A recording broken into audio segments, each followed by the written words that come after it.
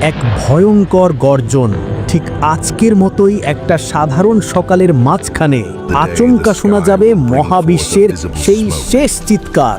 এটা হবে হযরত ইসরাফিলের সিংহার সেই প্রথম ফুৎকার। সেই এক শব্দেই এই দুনিয়ার সব নিয়ম কানুন ভেঙে চুরমার হয়ে যাবে। আকাশটা কাঁচের মতো কাঁপতে শুরু করবে, পাহাড়গুলো ধুলোর মতো উঠতে থাকবে, আর সাগরের পানিতে আগুন ধরে যাবে। মানুষের সব রক্তের সম্পর্ক এক মুহূর্তে ছেড়ে যাবে। মা তার কোলের বাচ্চাকে ছুঁড়ে ফেলে দিয়ে দৌড়াবে, স্বামী তার স্ত্রীকে চিনবে না। এটা কোনো দুঃস্বপ্ন নয়, এটাই সেই কঠিন সত্যি যার ওয়াদা স্বয়ং আল্লাহ করেছেন। এটাই হলো এই গোটা দুনিয়ার শেষ পরিণতি। এটাই সেই মহাপ্রলয়, সেই চূড়ান্ত ধ্বংসের দিন যাকে আমরা বলি কিয়ামত। আজকের এই আলোচনায় আমরা সেই ভয়ঙ্কর দিনের প্রতিটি মুহূর্তের ভেতর দিয়ে যাত্রা করব। এর প্রথম আতঙ্কের চিৎকার থেকে শুরু করে এই দুনিয়ার ধ্বংস এবং শেষে প্রতিটি আত্মার আবার জেগে ওঠা পর্যন্ত। তাই আসুন আমরা আমাদের মনকে সেই শেষ দিনের জন্য তৈরি করি। একবার ভেবে দেখুন, সেই সকালটা হয়তো অন্য 10টা সকালের মতোই খুব সাধারণভাবেই শুরু হবে। মানুষজন তাদের প্রতিদিনের কাজে ব্যস্ত থাকবে। কেউ হয়তো বাজারে জিনিসপত্র কেনাবেচা করছে, কেউ মাঠে ফসল বুনছে, কেউ হয়তো নিজের সন্তানের সাথে খেলা করছে, আবার কেউ বড় বড় অট্টালিকা তৈরির পরিকল্পনা করছে। কেউই জানতে পারবে না যে এটাই তাদের জীবনের শেষ সকাল। তাদের হাতে আর কোনো সময় বাকি নেই। ঠিক সেই মুহূর্তে কোনো রকম পূর্ব ঘোষণা ছাড়াই আল্লাহর হুকুমে হযরত ইসরাফিল তার সিংহায় ফুৎকার দেবেন। এটি হবে প্রথম ফুৎকার, আতঙ্কের ফুৎকার। এর শব্দ এতটাই তীব্র, ভয়ঙ্কর হবে যে তা শোনার সাথে সাথে গোটা সৃষ্টি জগতের স্বাভাবিক নিয়ম ভেঙে পড়বে। এটা কোনো সাধারণ শব্দ নয়, এটি হলো মহাবিশ্বের অন্তিম চিৎকার, যা মানুষের মস্তিষ্ক এবং অন্তরকে ছিন্ন ভিন্ন করে দেবে। সেই শব্দের প্রথম ধাক্কাতেই শুরু হবে এক চরম বিশৃঙ্খলা। এখানে স্থির হওয়ার বা চিন্তা করার কোনো সুযোগই থাকবে না। যে মা তার সন্তানকে পরম আদরে কোলে নিয়ে বসেছিল, সেই ভয়ঙ্কর শব্দে তার হাত থেকে অবুঝ শিশু ছিটকে মাটিতে পড়ে যাবে। মা সেদিকে ফিরেও তাকাবে না। যে গর্ভবতী নারী তার অনাগত সন্তানের স্বপ্ন দেখছিল, সেই শব্দের প্রচণ্ডতায় ভয়ে তার গর্ভপাত হয়ে যাবে। যারা বাজারে কেনা বেচা করছিল, তারা সব কিছু ফেলে দিয়ে পাগলের মতো ছুটতে শুরু করবে। যে ব্যক্তি খাওয়ার জন্য মুখে খাবার তুলেছিল, সেই খাবার মুখ পর্যন্ত পৌঁছানোর আগেই সে ভয়ে চিৎকার করে উঠবে। মানুষ দিক বিদিক জ্ঞান শূন্য হয়ে দৌড়াতে থাকবে। তারা বুঝতে পারবে না কি হচ্ছে, কেন হচ্ছে, বা কোথায় গেলে বাঁচা যাবে। তাদের অন্তর এক অজানা ভয়ে শুকিয়ে কাঠ হয়ে যাবে।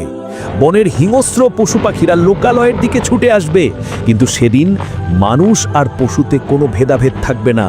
বাঘ আর হরিণ একসাথে দৌড়াতে থাকবে, কিন্তু কেউ কাউকে আক্রমণ করবে না, কারণ সবার মনে থাকবে শুধু একটাই ভয়, সেই মহাপ্রলয়ের ভয়।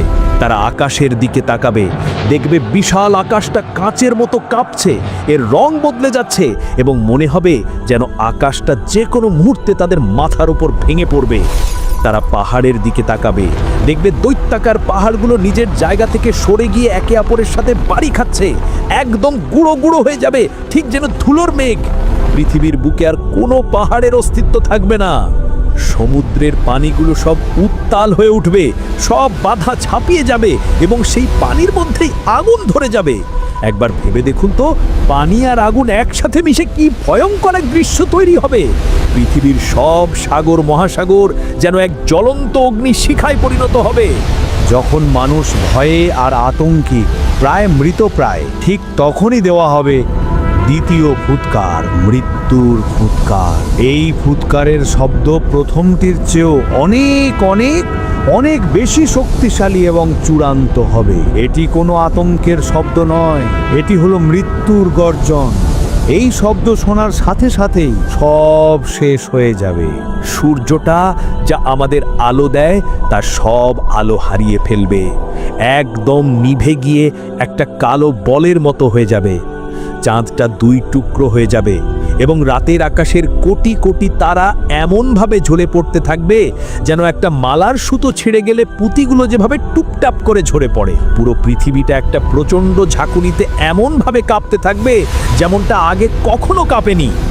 এই মহাভূমিকম্পের ফলে পৃথিবীর উপরের সব কিছু নিচে আর নিচের সব কিছু উপরে চলে আসবে।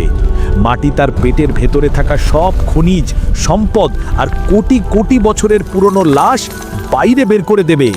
ধীরে ধীরে সব কিছু একদম শান্ত আর নীরব হয়ে যাবে। আকাশ, জমিন, পাহাড়, সাগর, মানুষ, জিন, ফেরেশতা কোনো কিছুরই আর অস্তিত্ব থাকবে না। সব দিকে শুধু এক মহাশূন্যতা আর কবরের মতো নিস্তব্ধতা। সেই মহাশূন্যতার মধ্যে একমাত্র আল্লাহই থাকবেন। তিনি সেদিন ঘোষণা করবেন, আজ রাজত্ব কার? কে আছো আমার সাথে মোকাবিলা করার জন্য?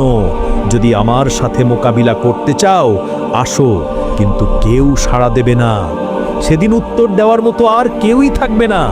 তিনি আবার উত্তর দেবেন, একমাত্র শক্তিধর শুধু আমি, সর্বশক্তিমান এক আল্লাহ। এইভাবে 40 বছর কেটে যাবে।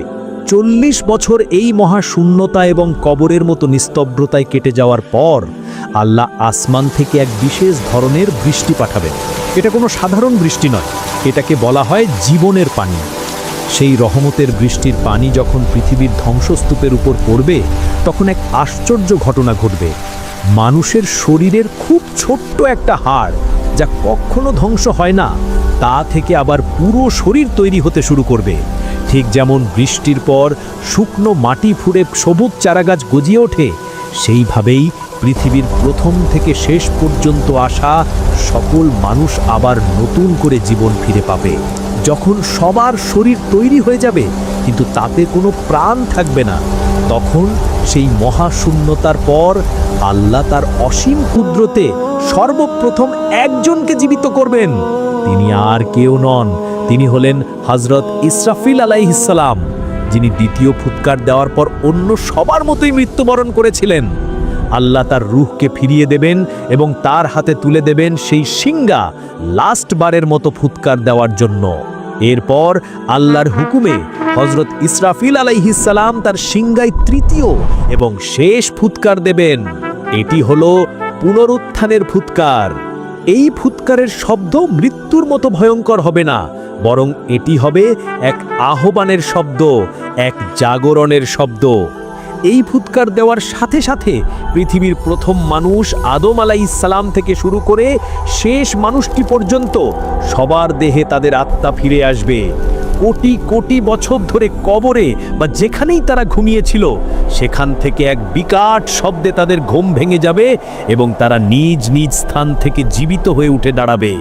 তারা উঠবে খালি পায়ে, খালি গায়ে, খুব অসহায় আর অবাক হয়ে। ঘুম থেকে উঠে তাদের প্রথম কথাই হবে, হায়, কে আমাদের এই ঘুমের জায়গা থেকে উঠালো? তখন ফেরেশতারা উত্তর দেবেন, এটাই তো সেই দিন যার ওয়াদা পরম করুণাময় আল্লাহ করেছিলেন, আর নবী রাজা বলেছিলেন তা সবই সত্য ছিল। কবর থেকে উঠেই মানুষ দেখবে এক অচেনা ভিন্ন এক পৃথিবী। কোনো পাহাড় নেই, কোনো সাগর নেই, কোনো গাছপালা নেই। যতদূর চোখ যায় শুধু একটা ধবধবে সাদা আর সমান মাঠ। তারা হতবম্ব হয়ে এদিক ওদিক তাকাতে থাকবে। এরপর সব মানুষ এক অজানা লক্ষ্যের দিকে দৌড়ে যেতে থাকবে। কেউ তাদের ডাকবে না, কিন্তু এক অদৃশ্য শক্তি তাদের সবাইকে একদিকে টেনে নিয়ে যাবে। ধনী গরিব, রাজা প্রজা, দুর্বল শক্তিশালী, সবাই সেদিন একই দিকে দৌড়াতে থাকবে। সেই বিশাল মাঠের নাম হাসরের ময়দান। কোটি কোটি মানুষ সেদিন সেখানে এসে জমা হবে।